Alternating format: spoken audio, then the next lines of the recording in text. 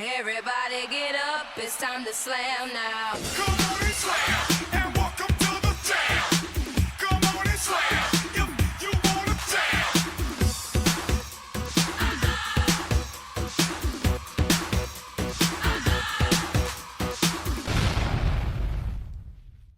Mic check.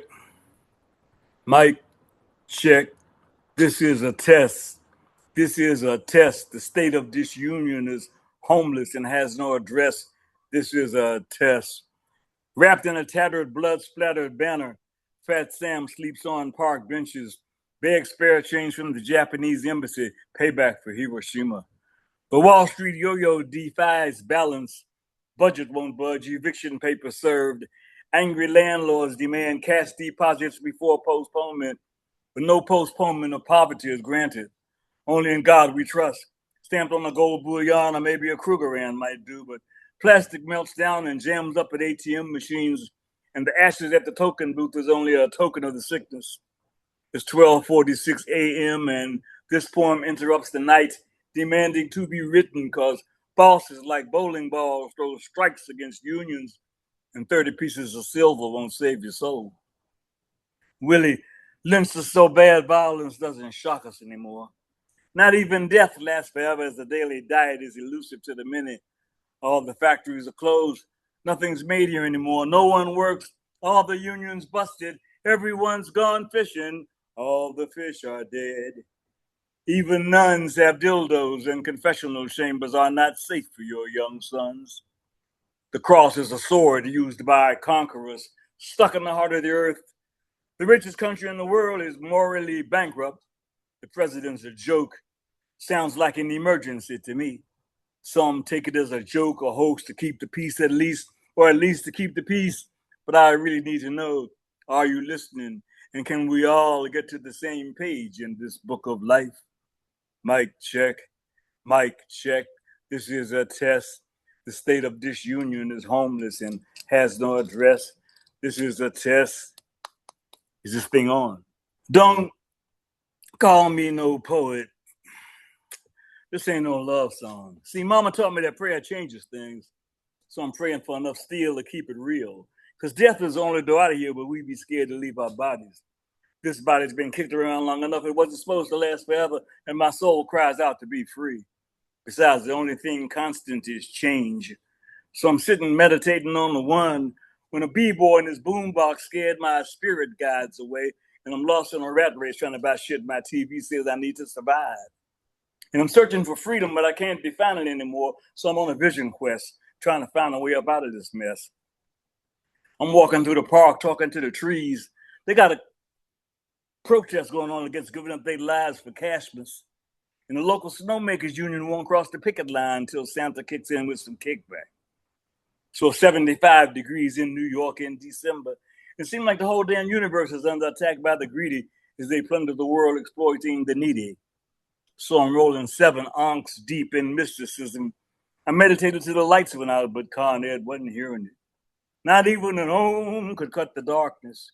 So I'm burning 7 candles, trying to find the light of God inside, but she's busy down at the Salvation Army, killing a bell ringer who was shot by a 10-year-old white kid with a Tech 9 from Oregon.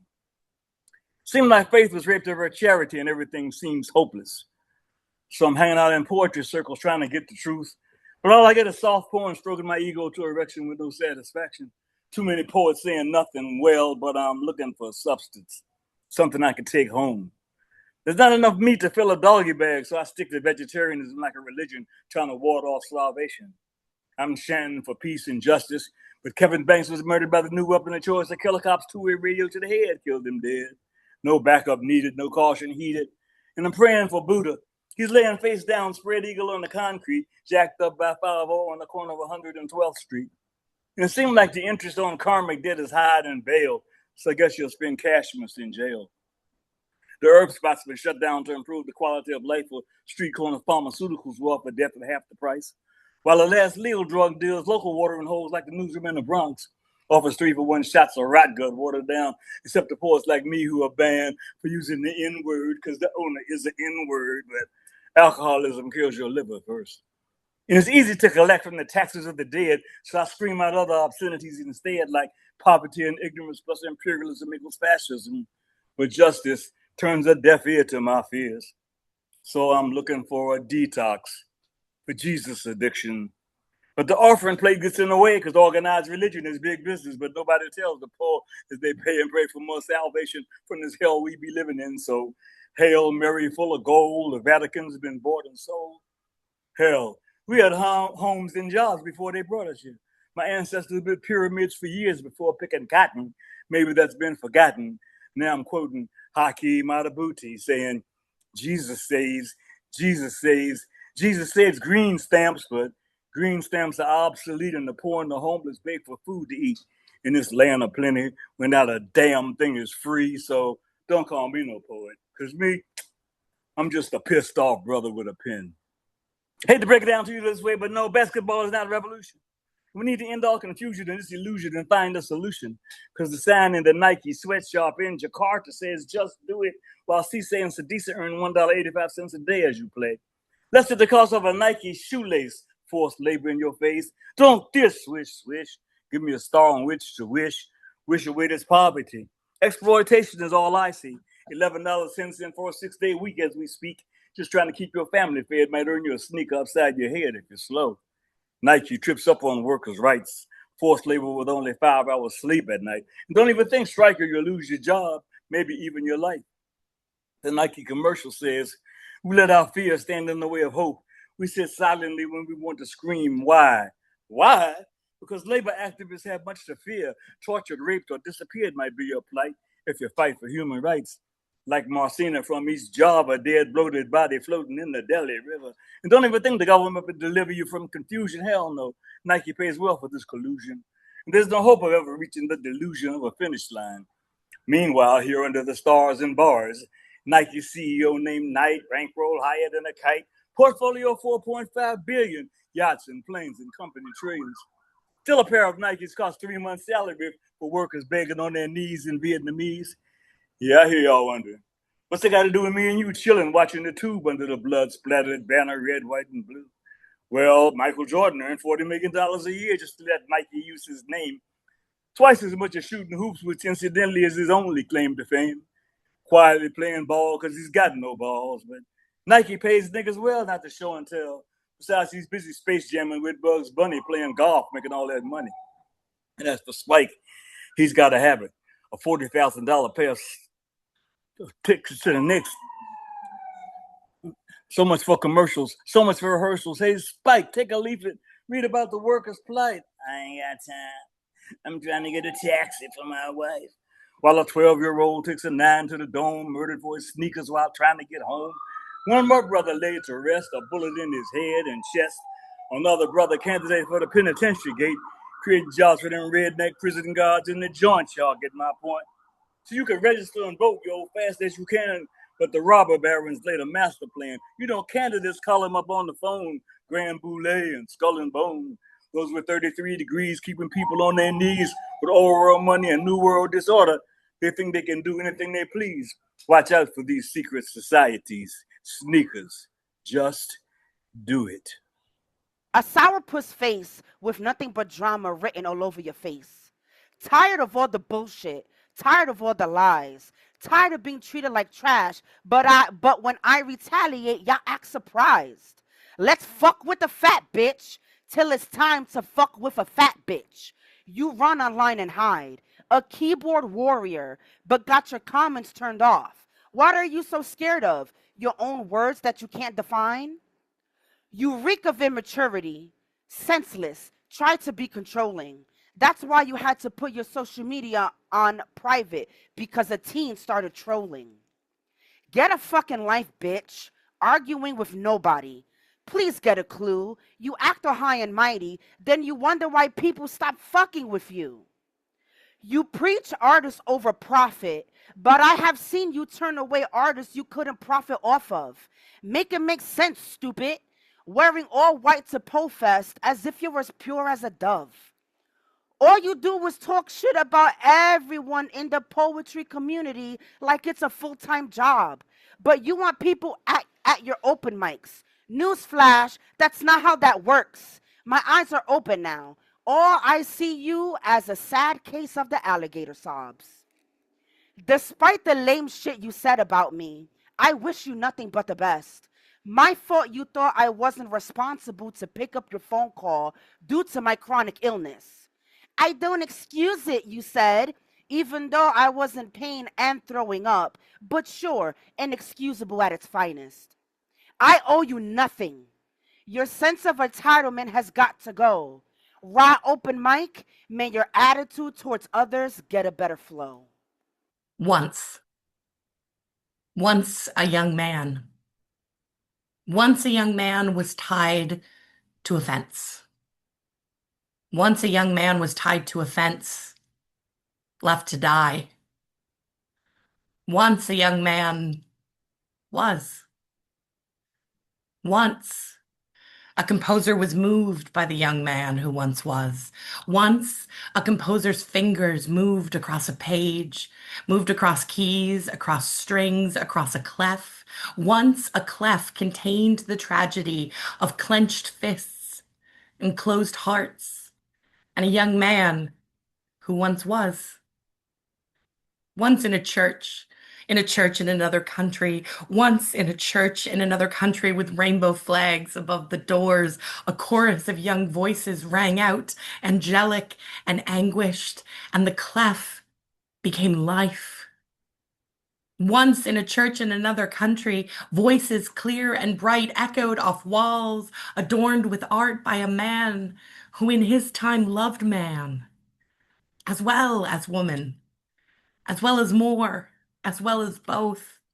Paintings of myths and legends in stark colors and joyful configurations, paintings of myths and legends that a country called Canada tried to eradicate, of a people they tried to eradicate, tried to legislate out, educate out, starve out, drove them to frozen fields, dropped them off in the middle of nowhere.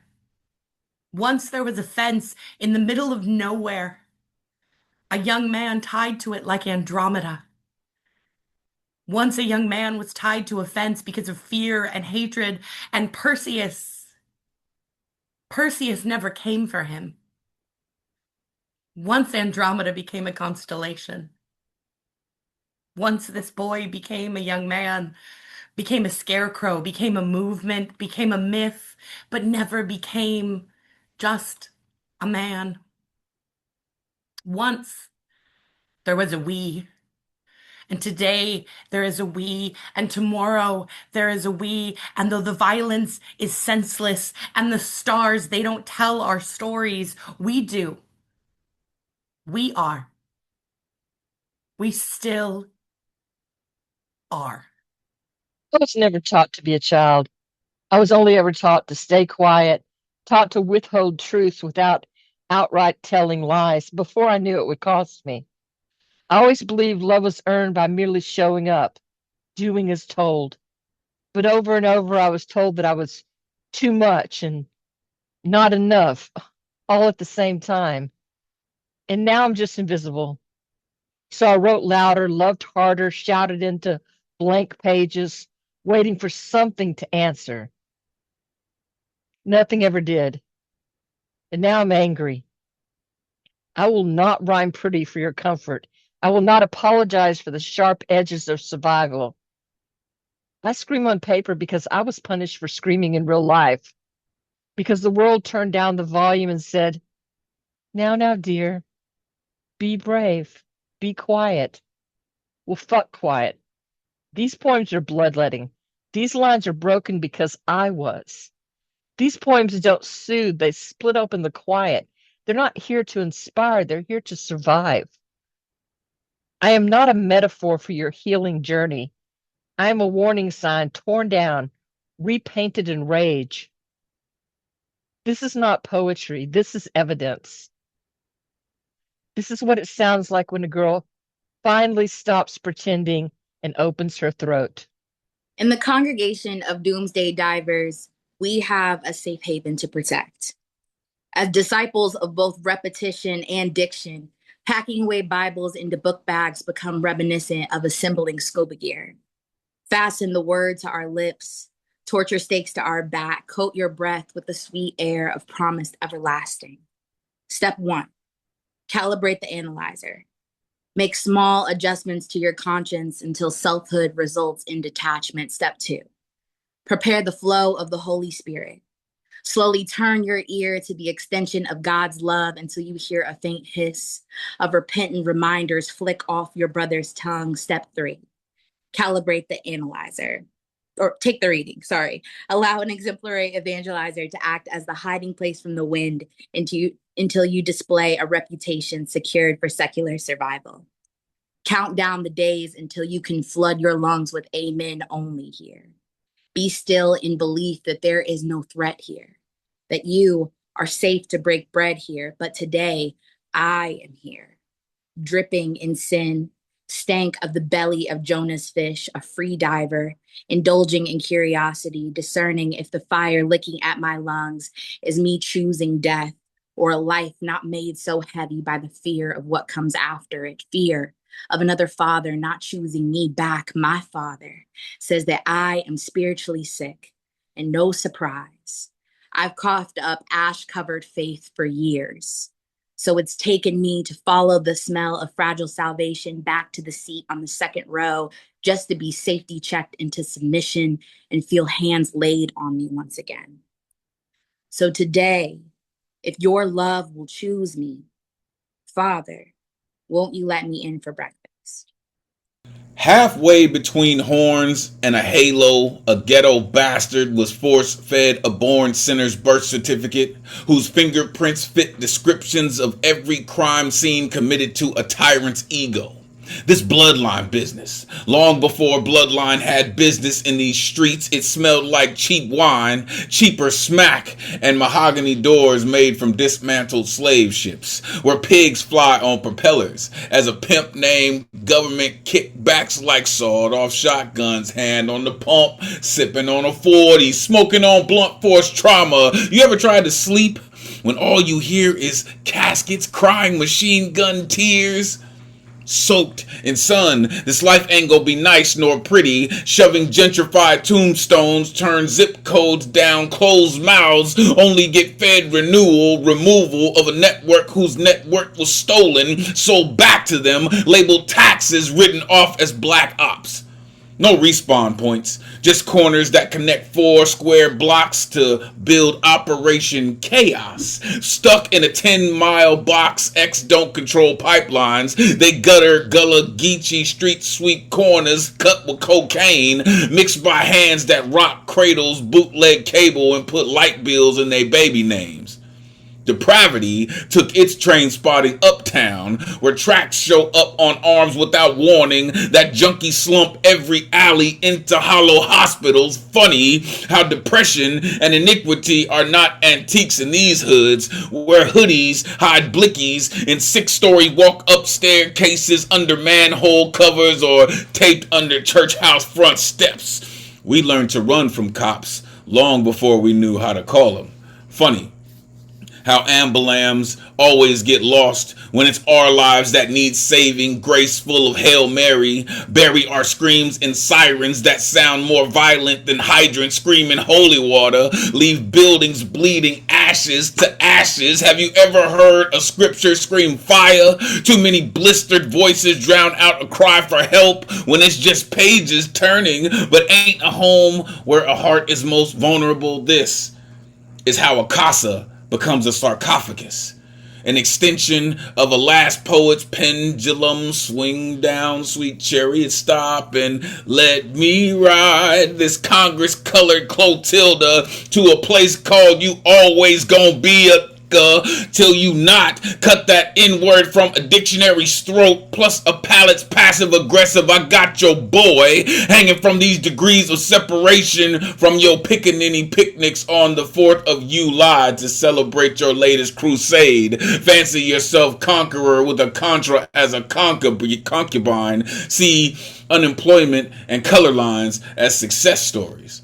Let me snap you back into reality. More than these food stamps. This fugitive slave act up in your face and call you every bit of General Lee David Dukes of Hazzard can make a national treasure. When you turn off your TV, Close your crooked books and live in real time and remind you this enlightenment is death to a slave mind they call Section 8 suicide. I'm the canary. No, not the one they send into the mind. I'm the one already inside it, waiting, listening, learning which echoes belong to the living. Jessie, I heard your name long before you did. I heard it beneath the monitors, beneath the morphine, beneath the body trying to bargain with another sunrise. Your kidney wasn't just failing, it was excavating, digging through every promise until only bedrock remained. You thought pain was the test. No, pain was the shovel. Truth was buried deeper. So I sang, not because you were dying, because you deserved to hear who was already walking toward your light. Listen, can you hear them? There's a poet, another, a friend, someone you forgot you once saved, someone whose life you quietly changed. Listen, hear that chorus? They're saying your name before you can, holding it already until your lungs remember what hope sounds like. Jessie, Jessie, Jessie, again, again, and again, not because you're fragile, because sometimes the soul needs witnesses before it remembers it's luminous. I also heard the quiet. Don't fear it. Don't chase it. Silence is not always a wound. Sometimes it is simply a doorway closing so another can finally open. You don't need to curse the empty room. Just notice who kept building windows. I'm the canary. People think my job is to warn you about death, but no, my job is to teach you the difference between air and atmosphere. Air keeps you alive. Love teaches you how to breathe. This week, you learn they are not the same thing. So hear me, poet. Do not spend this miracle morning who couldn't find the road to your bedside. Lift your eyes. Count the footsteps that did. That is your inheritance. That is your family. That is the sound of a life too deeply rooted to disappear. So stand. Not because you're healed, because your name has already survived the cave. And every voice that carried it out into the daylight is proof that the mind never owned you. I'm the canary. I didn't sing to warn the world about your death. I sang because even the darkness needed to learn your name. The last thing I let go of whispered, I love you. 3 words that are supposed to make you feel warm, like home. Instead, feel like thorns piercing the core of my bones. Glass shards being thrown at my face, hell frozen over, a tragic disgrace that leaves a foul taste. Queasy, uneasy, knowing this whole time you were fake, just for play. Am I really to blame? Confusion in my eyes, my heart turned to stone, no more wishes and dreams being born, no more skies full of rainbows and hope, only decision-making on my headstone. The last thing I let go of whispered, I love you. 3 words that tore me apart from head to toe. Could it be that love is my real foe? Deep into the void of my mind, beyond the crevices and corners, past the hopes and dreams, over the rainbow of love and ambition, through the hall of balance, if you find you will see a little shadow that stares back at me. Eyes as dark as the pitch black sky, so dark there's no stars in sight. Teeth as sharp as knives breaking skin, a filthy little creature who enjoys sin.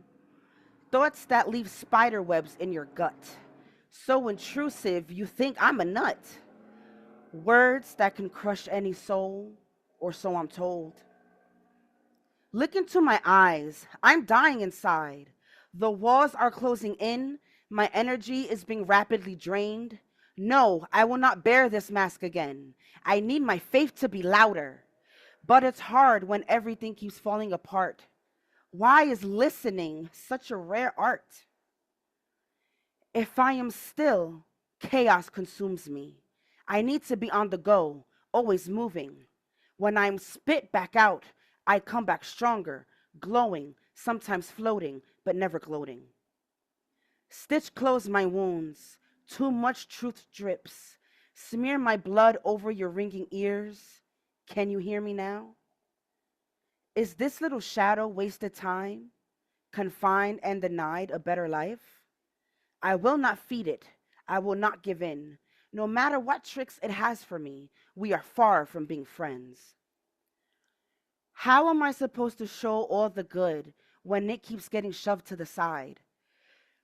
Far, far too many years, for far too many years, the inner me cries inside. Trying on the outside, no one looking in. Too many traumatic events, none of them tops the day the gun was pointed at my head. All things I have overcame and survived, even finding out about all of your lies. So many trials and tribulations got me so damn tired. Hills to climb, bumps in the road. I need someone to take mercy and really see my soul. Realize my heart is full of gold. Deep into the void of my mind, beyond the crevices and corners, past the depression and fatigue, over the rainbow lies my hopes and dreams. Through the hall of balance, if you find, you will see. A positive outcome stares back at me. An abundance of blessings, potential to open my heart and love. Only a grasp, a jump, a reach of the hand. For fuck's sake, please, little shadow, go fade away. Fade into the void of my sorrow where you belong. I just want a better life, happy and strong. My current address is a concrete shoebox in the Toronto sky. My hometown, a highway between unfixed addresses. My roots are shallow things, close to the surface, always ready to be rehomed. Permanence is a kind lie.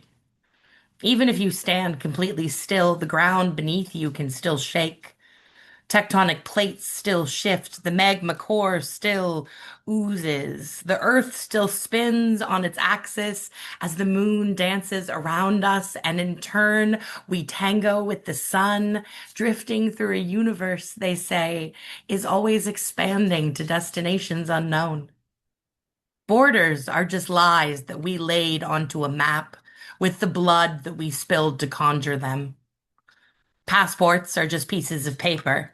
Money, just lumps of metal, or increasingly numbers on a screen with no real world corollary.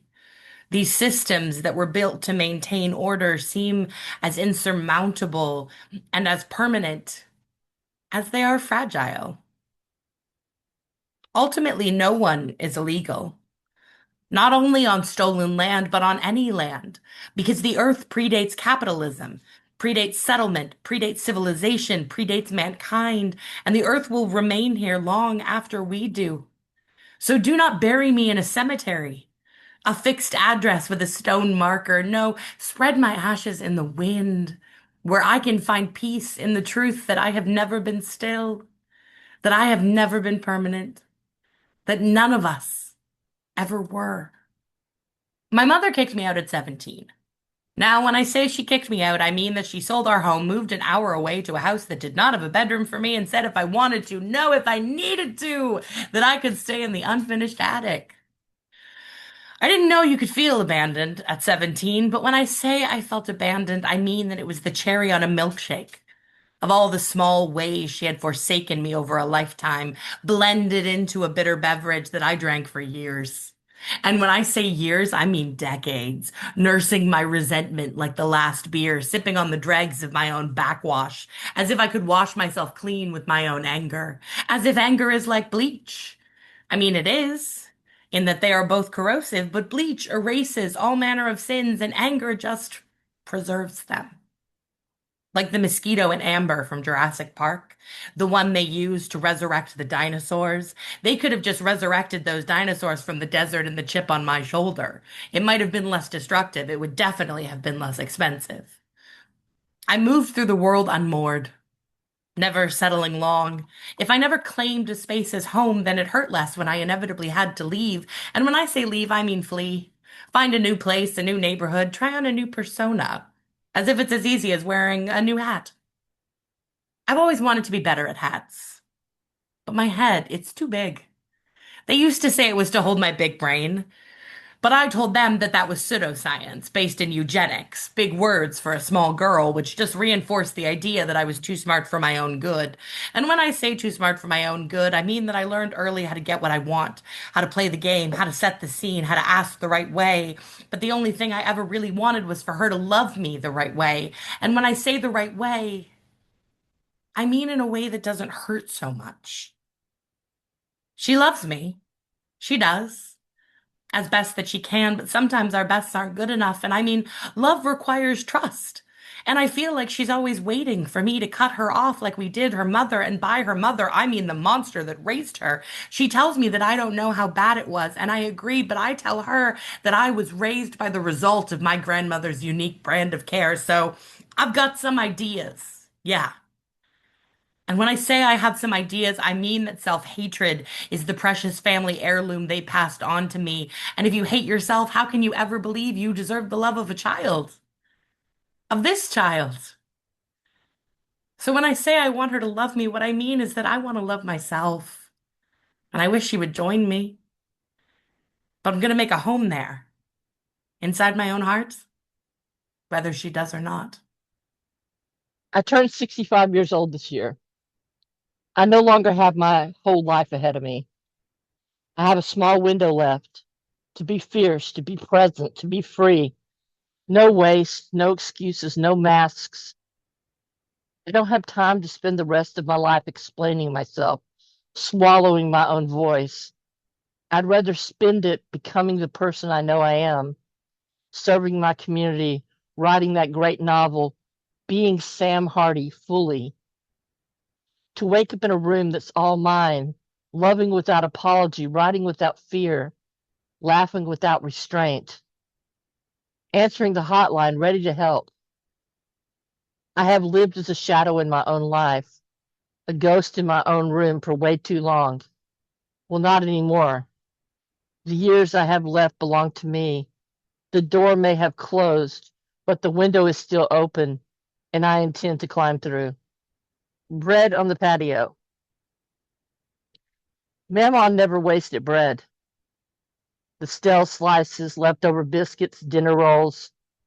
I'd watch her carry them into the yard, and the birds would arrive, as if they'd been waiting, as if they were starving. I like watching them gather. Every scrap becomes a feast. Someday there will be bread on my patio, birds at my feet, cats at the window, and no one telling me not to. The birds gather, flutter, peck, chirp, and suddenly the yard is alive. I want to be alive. Feeding the birds is in my blood. As God feeds me and nourishes me, so do I for them. You are looking at me. I am gazing at you. You are looking at me. I am smiling at you. You blink. Have I blinked? I don't even know if I've blinked. I blink. You turn your head to lose me, to leave me. I move your arm and wrestle in closer, loving you warmer than all the women who have before. I watch you lost in the ceiling. You are staring. Blankly staring? Reflectively staring? Disassociating? I am staring too, watching your rise and fall. Counting. 1, 2, 3. For I am pulling a thread from your chest, rolling cream-colored cotton between my fingers, holding a memento of my turn perfecting you in bed sheets, baby. You have closed your eyes. I missed it. You missed it. Time caught its breath for us, and you missed it. I am pouring tequila on 300 count pillows while your eyes are still closed and they twitch back and forth until you open them. I am holding you in the nook of my elbow. You turn to me, press my lips to yours and echo, a kaleidoscope of your own screams, backlit and bright vivids. You flip on top of me. Finally, you notice me. And ain't I tired yet to only now be seen? We sit at the dining room table with large floral plastic placemats and ginger ale stationed in the corner. Not every Saturday can be filled with ice pops and nail polish, but today you prepared the kitchen for proper royalty. I paint outside the lines in pink glitter while you throw your head back and effortlessly change the season into summer. Primed iridescent cocoa and soil, your nails are well loved. And how dare I color over fine teaching? How mid-shine you taught me that God has the original green thumb, that this earth will give back everything buried in it thousandfold, sun and seed, giving in abundance, in peace, giving until there is no more want. When cousins ask, y'all still going to that Kingdom Hall? You throw on your sun hat and garden gloves and get to work to preach about the fruits you've grown in the king's courtyard. You see this here tomato? Yeah, it might look a little strange, but the taste of this one here is perfect. And they believe it.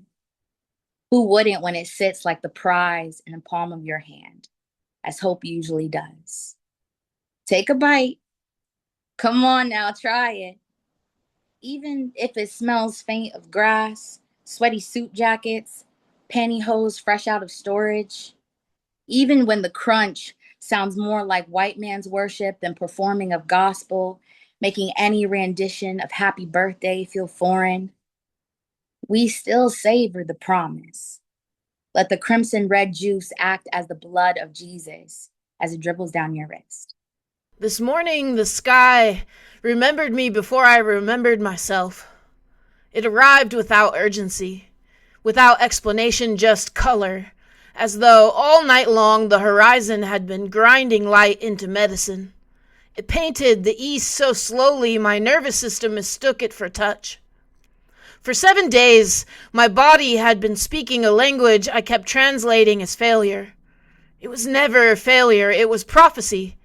Every ache, another syllable, every fever, another verse, every shortening of my patience, another page my kidneys had already written that my mind had refused to read. I kept believing I needed to become more available. My body kept becoming more honest. This morning, the sun laid one gold hand across my chest and said, "No more. No more calling survival a character flaw. No more confusing exhaustion for moral failure, and no more asking a body already carrying its own mortality to become a shelter for every storm passing through. Look, even I leave the moon to do its own work." The wind lifted against my face, cool enough to find the fever still hiding inside my bones, warm enough to remind me that healing never begins all at once. It arrives the way daylight does, one impossible color at a time. First blue, then amber, then fire, until suddenly the whole world cannot remember how dark it was. Last week people said my name, not loudly, faithfully. They spoke it through hospital walls, through prayer, through tiny glowing screens, through love that expected nothing except another sunrise with me in it. Their voices rose all week like birds teaching dawn where to land. I thought they were saving me. The sky smiled and said no. They were teaching you how to receive what you've spent your whole life trying to become for everyone else. There are mornings that simply happen, and then there are mornings that rename you. This one didn't ask me to be stronger. It asked me to breathe. Not a frightened breath that waits for the next emergency, not the shallow breath of someone trying to outrun their own body, a full one. The kind that reaches all the way into places pain had rented out to fear. I inhaled, and somewhere inside my ribs the week finally ended. So I exhaled. And shame left first, not all at once, just enough to make room for wonder. And then the horizon opened, like lungs, and I understood. The sky never fights its way into morning. It surrenders so completely to the light that darkness simply runs out of places to belong. And maybe that's healing. Not winning, not proving, not carrying one more impossible weight, just letting light find every room inside you that pain convinced would never see morning again. The sun was higher now, and the birds had stopped announcing it. The earth had accepted another day, and standing there barefoot, stitched together by medicine, by strangers, by friends who kept saying my name, by a body that refused to quit even when I mistook the cries for weakness, I finally took the first whole breath of my new life. The inhale felt like gratitude, and the exhale felt like forgiveness. And somewhere between them, the morning quietly became just me. We are vast oceans made of stardust and trial and error, with wreckages and buried treasures that sit at the bottom of our floors that we may not be aware of.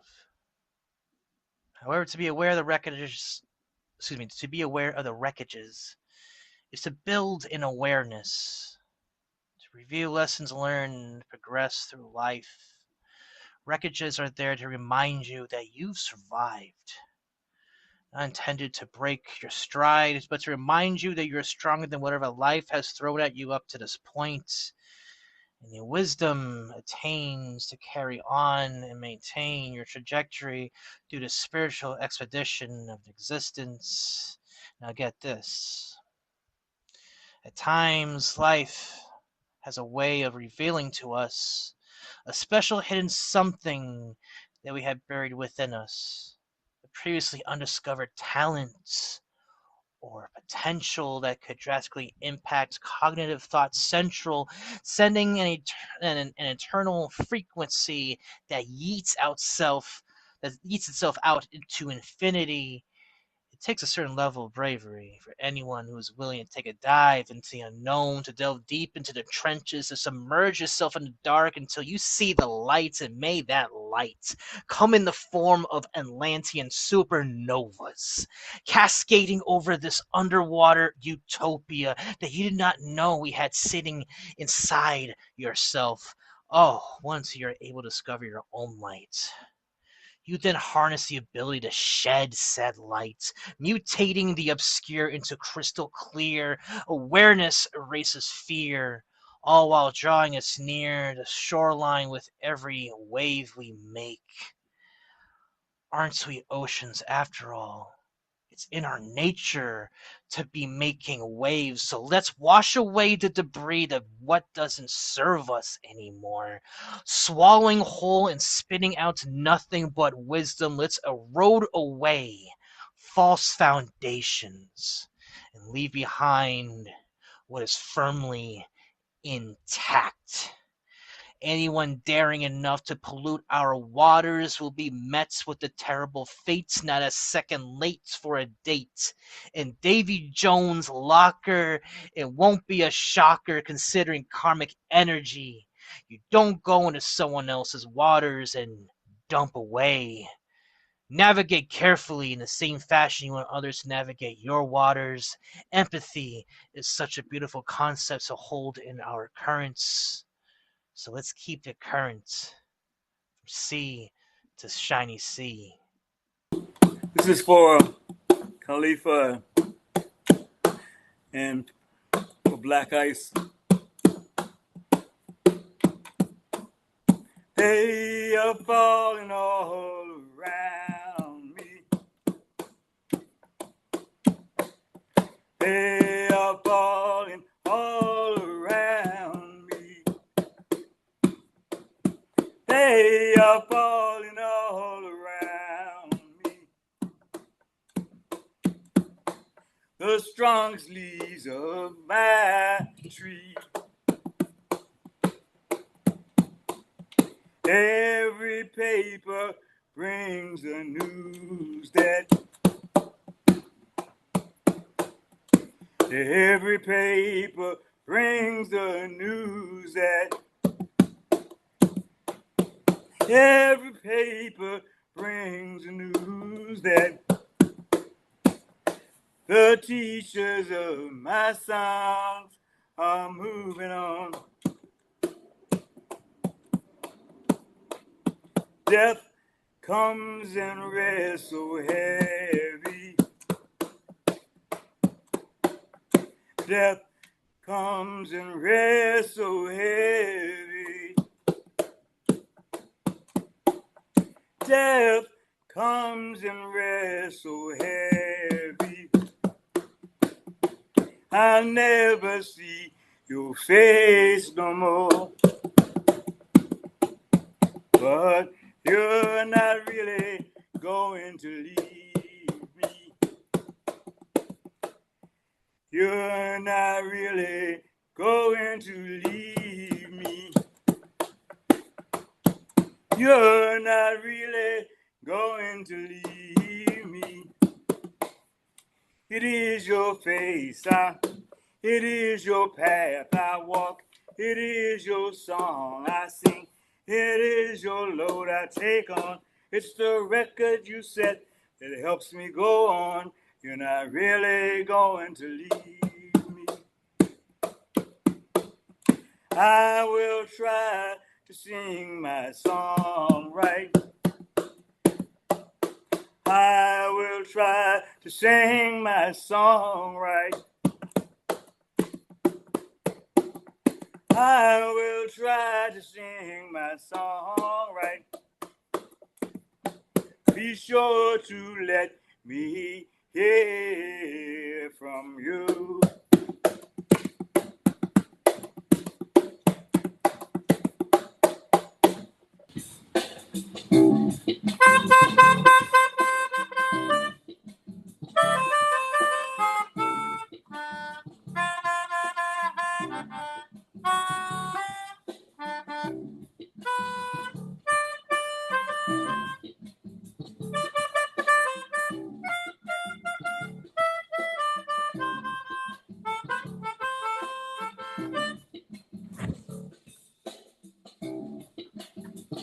The state of emergency that nobody told you about,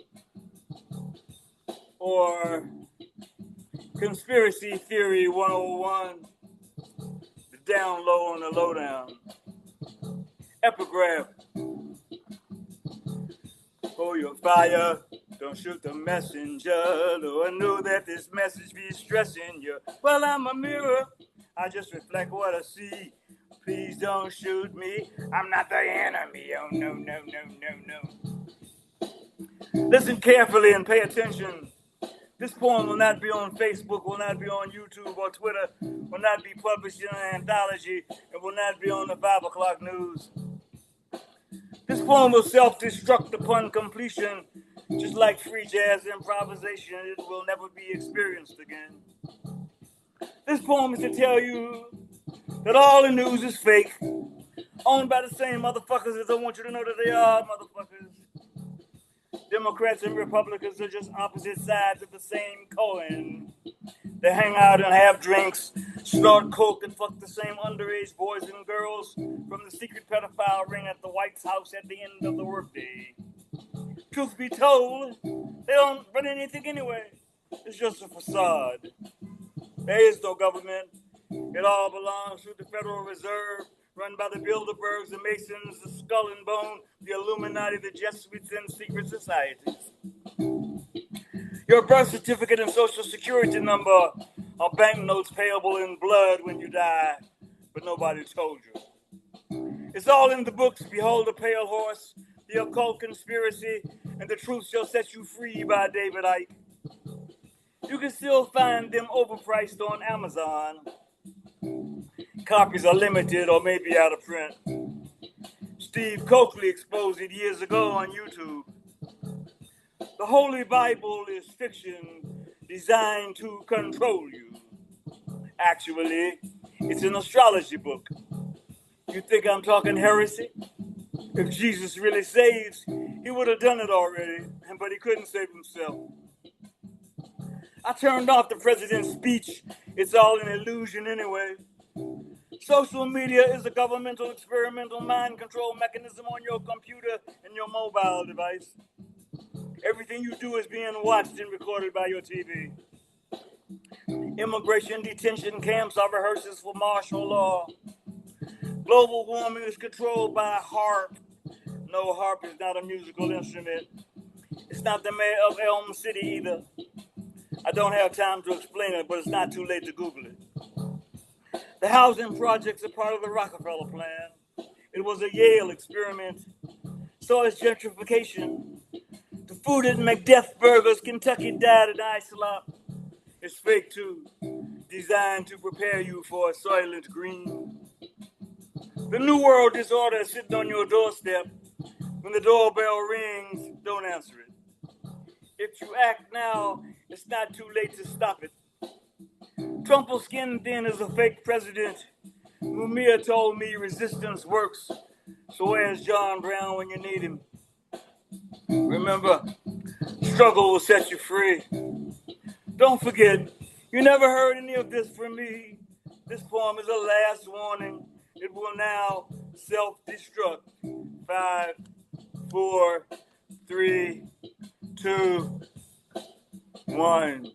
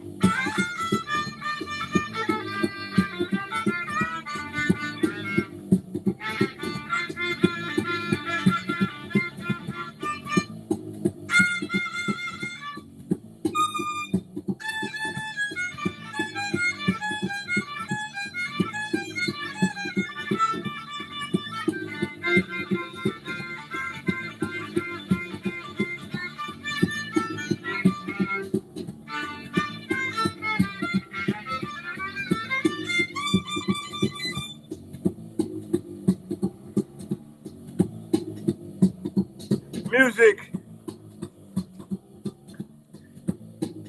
is my essence.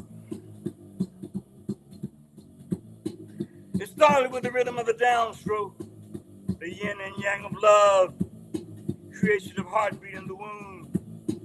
First smack on the bottom, the dissonant melody of my first note, the song of my cry. Gospel music harmony was my ear training, bass line tattooed on my umbilical cord, wiggling my toes to the backbeat. Music lessons on my mother's knee. She was a Sunday school pianist. 7 was the magic number captured by the riddle of the fiddle. It was the first string thing. Music notation became a second language. In 6th grade, a flute joined the family, followed by a keyboard and a cello. High school brought my baritone horn to the marching band. Civil rights sit-ins and anti-war love-ins birthed the age of folk music, but freedom songs brought me a guitar, minted by Odetta, whom I later met, and Nina vicariously, Bob Dylan and John Lennon in rotation on my turntable. Doo-wop on the corner and basement quarter parties. Jazz came late at night, caressing my eardrums in defiance of my size. Finally large enough to rock an upright bass, riding the A train to a night in Tunisia. Then came serious business, serious music, for serious times. Just 2 voices and a guitar, from Central Park to Madison Square Garden, London, Germany, and Paris. Our songs embrace the earth, kissed by new age music, surrendering to the Yadaki's healing sound. Didgeridoo is a misnomer like jigaboo. African rhythms took me on the journey. Kunga, Shekere, Mini Bata, Mali to Memphis, Benin to Brooklyn, deep South African banjo drum. My music teacher told me it's the music that keeps us young. Music is my essence.